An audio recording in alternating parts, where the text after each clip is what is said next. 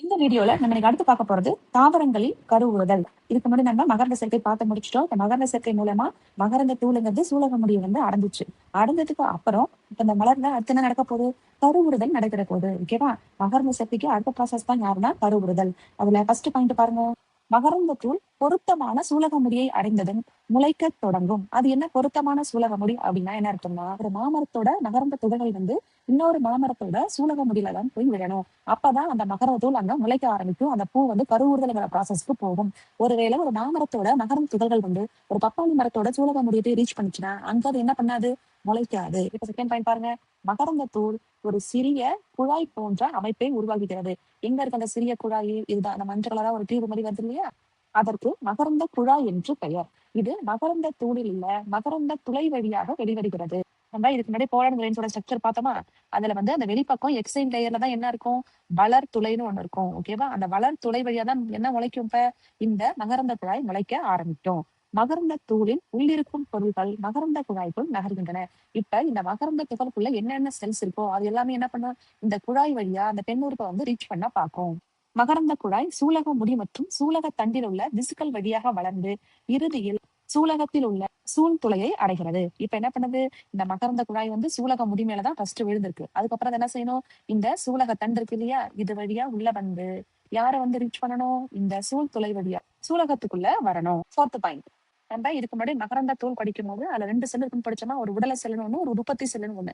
இப்ப பாருங்க, இந்த மகரந்த குழாய் வந்து வளர ஆரம்பிக்கும் போது அதுல இருக்கக்கூடிய உடல செல் வந்து அழிஞ்சு போயிடுது. ஓகேவா? அப்புறம் என்ன மீதி யார் இருக்கா? உற்பத்தி செல் தான் இருக்கு. உற்பத்தி செல் வந்து எத்தனை ஆண் செல்களை ப்ரொடியூஸ் பண்ணி நம்ம படிச்சோம்? 2 ஆண் கேமெட்டுகளை அது உருவாக்கும். அதாவது 2 விந்தணுக்களை உருவாக்கும். மகரந்த குழாயின் முனை வெடித்து 2 ஆணின செல்லும் சூழ்பையை அடைகின்றன. இப்ப அந்த மகரந்த துகள்குள்ள இருந்த 2 ஆண் செல்லும் என்ன பண்ண போகுதுன்னா அந்த ஃபீமேலான சூழ்பைய போயிட்டு அடைய போகுது. ஓர் ஆண் இன செல், அதாவது 2 கேமெட் இருந்துச்சுல, அதுல ஒண்ணு என்ன பண்ணுதுன்னா அண்டத்தோட சேர்ந்து சிங்கமி அப்படிங்கிற சைக்கோட்டை தோற்றுவிக்குது. இன்னொரு ஆண் செல் இருக்கு இல்லையா? அது என்ன பண்ணுது பாருங்க. இரட்டைமய உட்கருவுடன் இணைந்து முதன்மை கருவுண் திசுவை தோற்றுவிக்கிறது. சோ 2 ஆண் செல்ல ஒரு ஆண் செல் என்ன பண்ணுது? அண்டத்தோட சேர்ந்து ஜைகோட்டை ஃபார்ம் பண்ணுது. இன்னொரு ஆண் செல் என்ன பண்ணுதுன்னா இரட்டைமய உட்கருவோட சேர்ந்து முதன்மை கருவுண் திசுவை உண்டாக்குது. அதை நம்ம என்ன சொல்லுவோம்னா முன்மய உட்கரு அப்படின்னு சொல்லுவோம். அதாவது இங்க வந்து 2 இணைவுகள் நடக்குது. சிங்கமின்னு ஒரு இணைவு நடக்குது. இன்னொன்னு மூவிணைவு நடைபெறுவதால் இது இரட்டை கருவுறுதல் எனப்படுகிறது. இப்ப அங்க என்ன சொல்றாங்கன்னா, இப்ப இந்த நடுவுல இருக்கக்கூடிய சூழ் திசு அங்க வந்து இந்த மாதிரி உள்ள அமைப்பு இருக்கு. ஓகேவா? 7 செல்லு 8 நியூக்ளியஸ்ங்கிற அமைப்புல வந்து நமக்கு செல்கள் இருக்கு. இப்ப இங்க தானே அந்த சூழ் துளை இருந்துச்சு. இந்த சூழ் துளை வழியா தான் யார் உள்ள வரா? அந்த ஆண் கேமெட் வருது. இந்த ஆண் கேமெட் எத்தனை கேமெட் உள்ள வருது?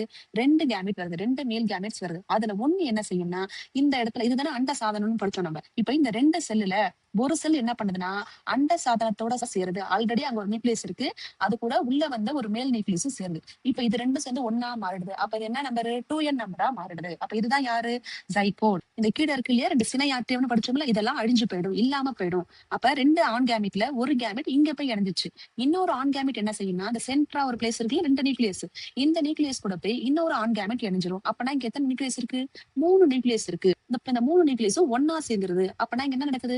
மூவினைதல் நடக்கிறது. ஏன் மூவினைதல் சொன்னோம்னா 3 உட்கரு இணையறதுனால அத மூவினைதல்னு சொல்றோம். இப்ப இது வந்து என்னவா மாறுது அப்படின்னா கருவூனா மாறுது. வளரக்கூடிய அந்த கருவுக்கு நியூட்ரியன்ஸை யார் கொடுப்பா அப்படின்னா இந்த கருவூன் தான் கொடுக்கும். இப்ப புரியுதா? அப்ப இங்க ஒரு இணைதல் நடக்குது, இங்க ஒரு இணைதல் நடக்குது. அதனாலதான் இதை வந்து நம்ம இரட்டை கருவுறுதல்னு சொல்றோம். அப்பனா இந்த மேல இருக்கக்கூடிய செல்கள்லாம் என்ன செஞ்சிடும்? அழிஞ்சு போயிடும், இல்லாம போயிடும். மூவினைவுக்கு பின்னர் முதன்மை கருவூன் உட்கரு கருவூனாக மாறுகிறது.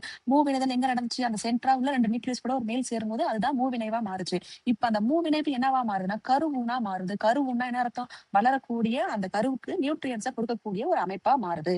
Next point. கருவூன் உருவாகும் கருவிற்கு ஊட்டமளிக்கிறது. Next point. சினை ஆற்றியம் மற்றும் பக்கவாட்டு செல்கள் அழிந்து விடுகின்றன. இங்க இருக்கக்கூடிய இந்த சினை ஆற்றியம் மேல கூடிய அந்த 3 செல் அது எல்லாமே என்ன பண்ணிடும்? அழிஞ்சு போயிடும். அதாவது சிம்பிளா சொல்லணும்னா இந்த சூலக முடி மேல விடக்கூடிய இந்த மகரந்த துகள் என்ன பண்ணுது? 2 ஆண் கேமிட்ட ப்ரொடியூஸ் பண்ணுது. இந்த 2 மேல் கேமிட்டும் மகரந்த குழாய் வழியா யாரை வந்து ரீச் பண்ணுது? இந்த பெண் உறுப்பான சூலகத்தை வந்து ரீச் பண்ணுது. சூலகத்துக்குள்ள ஒரு செல் வந்து அண்ட செல்லு கூட இணையுது, இன்னொரு செல் வந்து நடுவுல உள்ள அந்த உட்கருவோட இணைஞ்சிருது. மத்த செல்கள் எல்லாமே என்ன பண்ணிடுது? அழிஞ்சு போயிடுது. அதுக்கப்புறம் அந்த மலர் என்னவா மாறப்போகுது? கனியா மாறப்போகுது. அடுத்து பாருங்க கருவுறுதலின் முக்கியத்துவம். இப்ப இந்த கருவுறுதலோட இம்பார்ட்டன்ஸ் என்னன்னு பார்ப்போம். First point. சூர்பையை தூண்டி கனியை உருவாக்குகிறது. இப்ப வந்து நமக்கு மகரந்த சேர்க்கை முடிஞ்சு கருவுறுதல் முடிஞ்சதுக்கு அப்புறம் நமக்கு என்ன கிடைக்க போகுது? கனி வந்து உருவாகுது. Second point. புதிய பண்புகள் தோன்ற காரணமாகிறது. நெக்ஸ்ட் பாருங்க. கருவுறுதலுக்கு பின் நடைபெறும் நிகழ்வுகள். இப்ப கருவுறுதலும் முடிஞ்சிச்சு, அதுக்கப்புறம் அந்த பூவோட பாகங்கள் என்னவால மாறுது அப்படின்னு பாருங்க. ஃபர்ஸ்ட் பாயிண்ட், சூலானது விதையாக மாறுகிறது. செகண்ட் பாயிண்ட், சூளுரை விதையுறையாக மாற்றமடைகிறது. சூளுரை நம்ம எத்தனை இருக்குன்னு படிச்சோம்? 2 சூளுரை இருக்குன்னு படிச்சோமா? அந்த 2 சூளுரையும் யாரோட உரையா மாறுது? விதைக்கு மேல உள்ள விதையுறையா மாறுது. தேர்ட் பாயிண்ட், சூழ்பை பெரியதாகி கனியாக மாறுகிறது. நம்ம சாப்பிடக்கூடிய பழங்கள் எல்லாமே மலரோட பெண் பாகம். அப்ப சூழ் வந்து கனியா மாறுது, சூளுரை வந்து விதையுறையா மாறுது, சூளானது என்னவா மாறுது? விதையா மாறுது. அந்த விதையானது வருங்கால தாவரத்தை உள்ளடக்கியுள்ளது. அந்த விதைக்குள்ளதான் இன்னொரு ஜெனரேஷன் ஒளிஞ்சிட்டு இருக்கு. பின்பு தகுந்த சூழ்நிலையை அடையும் போது தாவரமாக வளர்கிறது. அந்த விதை வந்து மண்ணுல விழும் போது அதுக்கு தண்ணி எல்லாம் கிடைக்கும் போது என்ன பண்ணுது? மறுபடியும் இன்னொரு தாவரமா அது வளருது. இந்த வீடியோல உங்களுக்கு ஏதாவது டவுட் இருந்துச்சுன்னா கமெண்ட் பண்ணுங்க.